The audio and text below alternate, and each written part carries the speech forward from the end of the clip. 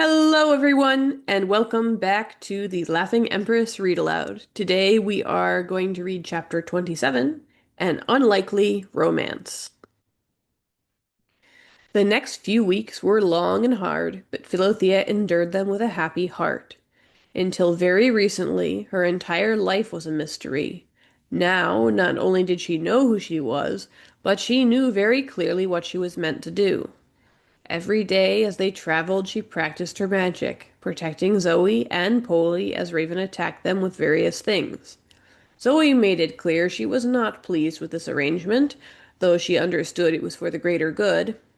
Philothea grew stronger and more comfortable using her magic. It felt like such a natural part of who she was now. The idea that until recently she was completely unaware of her own powers was so odd.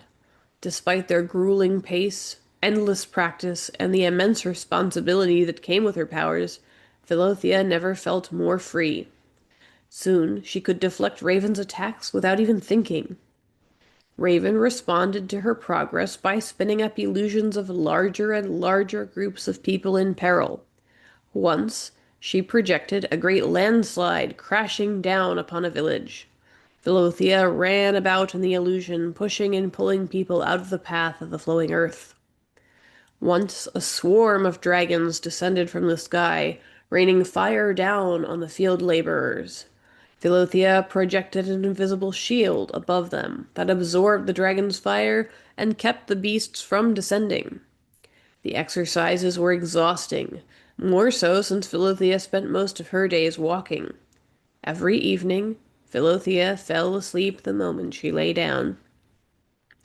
One day, when the traveling party stopped to rest on the edge of a cliff, Raven created two opposing armies in the valley below. Philothea recognized one of them as Zeno's by their deep blue banners and the dragon coat of arms. The other army she didn't recognize. They were dressed in red but had no other symbols or decorative embellishments. "Protect the Red Army," Raven ordered, flopping down on the edge of the cliff. But Philothea did more than that. As both sides charged forward, she caught them in her magic, willing that they couldn't touch each other at all. "You don't have to protect the blue guys," Zoe offered helpfully.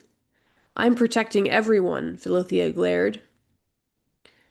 "But I really want to see Zeno's guys wiped out," Zoe protested. Philothea turned an astonished face on Zoe. That was not the sort of attitude the keepers would condone. "Not in real life," Zoe shrugged.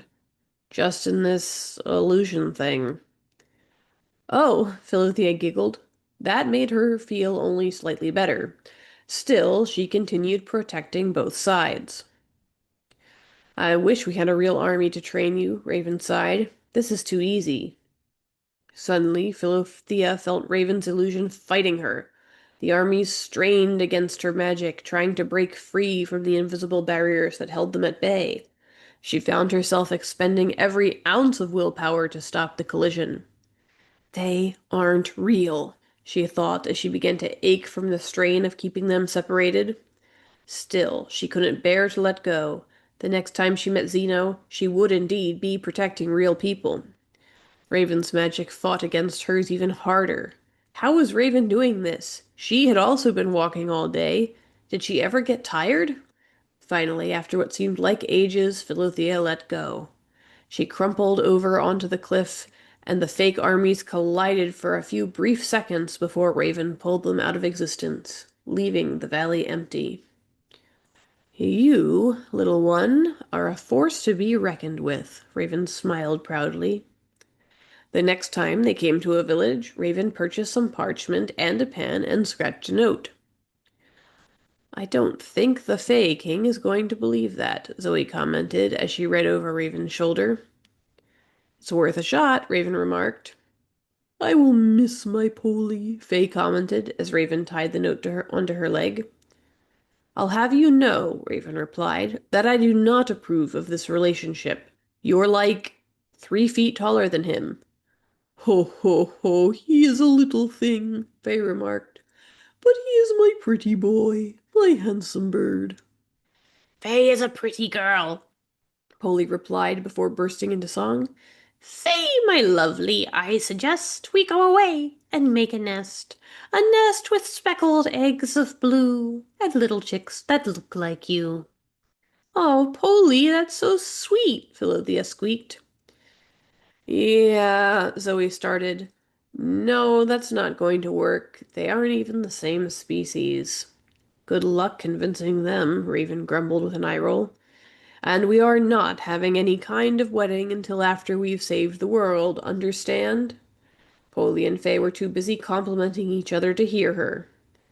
Fay, Raven interrupted. Time to go. It took some convincing, but eventually Raven got Fay to take off.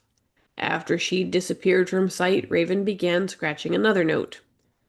This one's for you, Polly, she remarked, but you aren't going to deliver it just yet. I will take the note because I am a good boy. Yes, you are, Raven said, but we need you to stay with us just a little longer. And that ends chapter 27. I will see you next Monday for chapter 28.